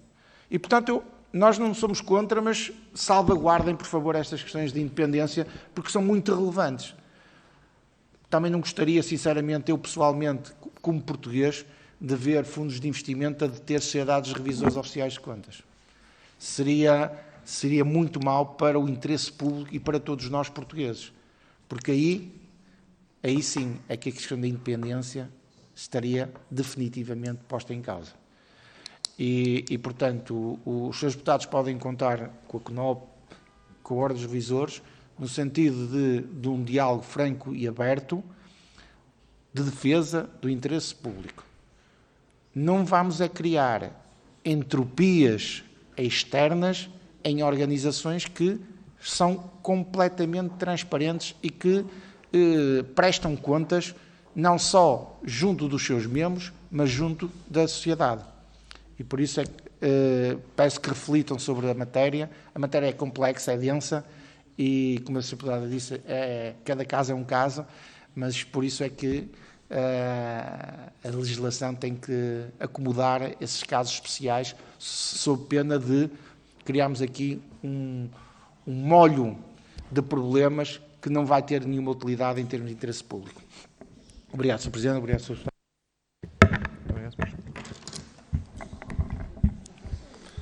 Ora, muito boa tarde, Srs. Deputados, também. Tarde e noite. Eu vou-me centrar só nas questões mais genéricas e vou ser rápido, muito rápido, porque acho que já foi tudo dito, mas nós apontamos mais a questões de soluções do que propriamente a questões a questões de transversalidades políticas. E em função daquilo que foi aqui dito, há que notar uma questão que às vezes escapa, à sociedade escapa claramente, mas às vezes também a muitas pessoas com funções de responsabilidade em Portugal e até políticas. As ordens têm atribuições conferidas pelo Estado português e pela Assembleia da República. Essas atribuições são atribuições de substituição do exercício governativo em muitos casos. Ou seja, não é dado às ordens o direito de fazer determinado tipo de coisas. O Estado confere e usufrui dessas atribuições. A outorga do título de profissional, o reconhecimento do exercício profissional, que é diferente da regulação. A regulação é geralmente feita em legislação própria à parte, e depois as ordens em associação gremial congregam estas intervenções, e é por isso que se chamam ordens. As ordens só podem ser ordens por lei. E, sob esse ponto de vista, nós, ordens, somos então também um complemento do Estado, um braço do Estado. Sob esse ponto de vista, nós naturalmente estamos sujeitos a escrutínio do Estado, mas também substituímos o Estado em muitas vantagens para o Estado. Quanto é que custa o reconhecimento e a outorga do título e o exercício profissional ao Estado português? Do ponto de vista do reconhecimento, zero. Isto é pago inter pares pelas ordens profissionais. Eu ainda vim ontem da Colômbia, por exemplo, para fazer um convênio, não foi por isso que lá estive, foi por questões particulares naturalmente, mas fazer um convênio com uma associação congénere que é pública, é o Estado, e ainda por cima de engenheiros e arquitetos, que é gerida e presidida por advogados, curiosamente, porque são nomeados pelo Estado. Ou seja, é um custo do Estado. O Estado não tem custos no reconhecimento do exercício da profissão e na outorga do título profissional. E, portanto, sob esse ponto de vista, nós temos essas atribuições. O que é que acontece? Não somos naturalmente sindicatos, não somos contrapoder, e se prevaricarmos, as ordens devem existir, e aqui não está consagrado dessa maneira, deveriam ter disposições sancionatórias para se extravasassem as suas atribuições. E há realmente ordens, como aqui já foi focado, que extravasam largamente, ou extravasaram em momentos próprios, largamente as suas atribuições conferidas pelo Estado. Sob esse ponto de vista, eu penso que não é solução. Nós pensamos que não é solução. Um órgão de supervisão só cria custos, se não for ao Estado, é às ordens. E sobrecursos, e há ordens com muitos poucos recursos, ordens com 300 membros, enfim, e daí a nossa tem 60 mil, desviam o foco do executivo da ordem, essas órgãos de supervisão, vão muitas vezes politizar a intervenção, ou estadizar, se lhe quiserem chamar, no fundo não acrescenta. Se nós substituirmos um órgão de supervisão de cada ordem, reparem que as atribuições que são aqui propostas às ordens de atribuições dos órgãos de supervisão, na maior parte das ordens já estão consagradas nos seus órgãos jurisdicionais. Estão lá praticamente todas, e são órgãos independentes do órgão executivo. Podem, e aí se calhar até achamos que possa ser interessante, podem admitir membros extra-profissão, podem acrescentar, nesse caso particular, eventualmente o órgão disciplinar das ordens podem ter personalidades alheias à profissão. Passando aqui a dois pontos que eu gostava de falar rapidamente. Não é verdade que uma pessoa com o curso acabado seja um produto acabado profissional, ou seja, a habilitação académica não é necessariamente igual à qualificação profissional. No limite, e geralmente, o topo da habilitação académica é o ponto zero da qualificação profissional, e é bom que se tenha isto em conta. E eu dou o exemplo, nenhum de nós quer, socialmente, que ser atendido, ser operado ao coração por um médico que acabou de se formar, ou de estar como estagiário. Mas ninguém, de bom senso, consegue fazer uma ponte 25 de Abril, uma ponte Vasta da Gama, ou conferir isso, ou a direção de execução a um jovem engenheiro. Não faz sentido isso. Portanto, há uma valorização da profissão ao longo da vida que se calhar também valia a pena estar consagrada aqui como um papel das ordens para garantia dos destinatários dos serviços. Lá está. Finalmente, a flexibilização do acesso à profissão. Claramente tem que haver, a nossa sugestão passa por salvaguardando depois o caso a caso em cada estatuto, que vai ser trabalhado, por um intervalo qualquer nesta lei, que vá de X a Y em termos de duração, de responsabilidade e até de remuneração. Ninguém Eu acho que todos nós achamos que ninguém deve trabalhar gratuitamente, mas também sabemos, por exemplo, em 2015, 2013, 2015, havia imensas pessoas para chegar à profissão, precisavam do estágio de engenharia, não havia quem lhes desse estágio, geralmente até era remunerado antes, porque era uma crise de tal maneira que nem sequer queriam pessoas nas empresas, mesmo a custo zero, porque não tinham como geri-las. Era necessário que essas pessoas pudessem ir lá para fora. Tentamos com o IFP, curiosamente, convalidar um estágio remunerado público com a equivalência ao estágio da ordem, não foi aceito pelo Estado português, neste caso, o que é errado, já foi aqui dita essa situação, que é uma situação a repensar rapidamente, e aquilo que nós fizemos foi criar estágios virtuais de aceleração de acesso à profissão para resolver o assunto das pessoas que queriam passar para a profissão. E para a exportação, infelizmente, que era outra questão grave, de muitos jovens talentos que perdemos, que não voltam, porque na idade que vão para fora, constituem famílias lá fora e depois não voltam e raramente cá estão. Portanto, nós temos também que ponderar essa situação. E, portanto,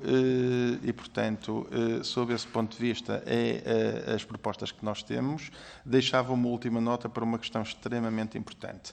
Acho que cada profissão deve ter atos próprios consagrados, que só devem ser exclusivos se consagrados à parte em legislação própria. Ou seja, os atos de engenharia, por exemplo, são estes, os atos de economia são estes, os atos de contas são estes. Nem todos são regulados, mas são estes. E nem todos são exclusivos. Nós temos atos partilhados com os nutricionistas, com os biólogos. Agora, para o exercício profissional específico, que é a tal regulação, deve haver legislação à parte. Para se ser um diretor de uma obra pública, tem que ser engenheiro. E depois depende do tipo de obra. Agora, estão lá os atos definidos, remete-se para os atos de facto, mas depois tem que haver isso. E há legislação própria na maior parte das profissões. Deixava estas notas porque acho que são apontamentos de solução que podem ter efeitos de melhoria nesta proposta de legislação.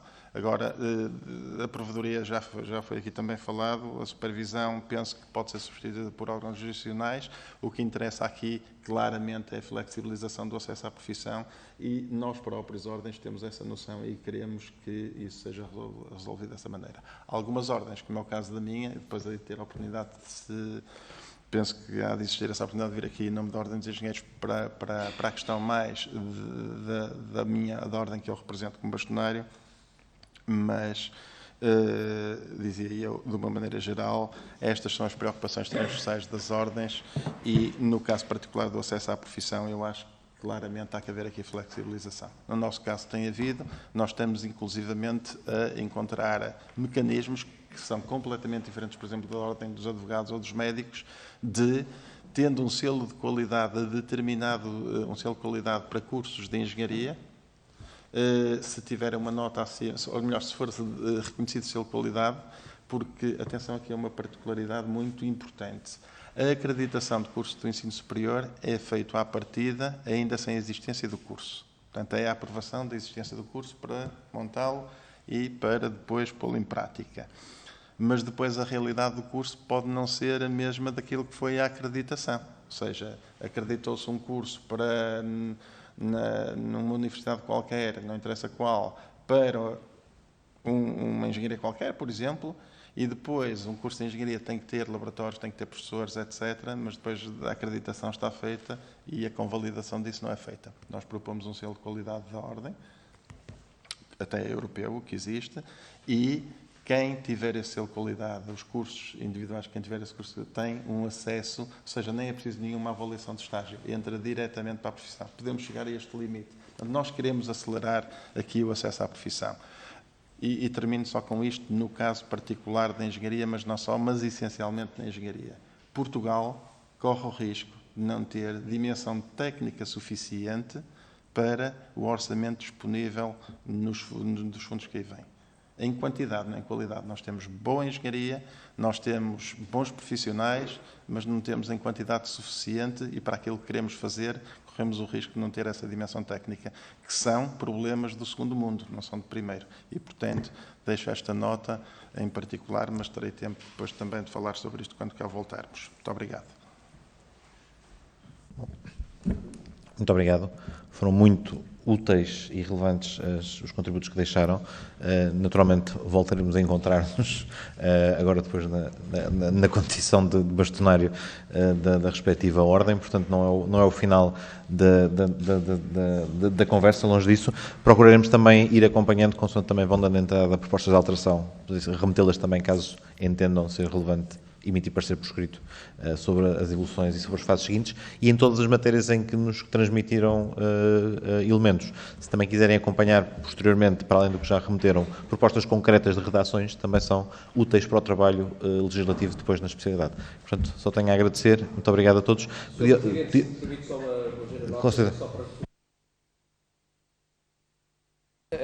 Portanto, eu ia dizer uma ligeira nota só, para ir ao encontro daquilo que está a dizer, que nós comprometemos aqui. Aliás, é o processo que nós estamos a fazer um conjunto de propostas sobre a legislação que está a ser neste momento discutido. Vamos ainda aprovar, vamos fazer proposta, aprovar no seio do CNOP e em seguida imediatamente faremos chegar isso aqui à Comissão. E agradecemos, como é óbvio, a disponibilidade, o interesse e mais uma vez manifestamos a nossa disponibilidade para falar sobre tudo e mais alguma coisa no que diz respeito a este assunto. Muito obrigado. Obrigado. Pedi às senhoras e aos senhores deputados só que não se ausentassem já, para ainda temos a parte terceira. Parte segunda, inicialmente parte terceira, convolada em parte segunda. Muito obrigado.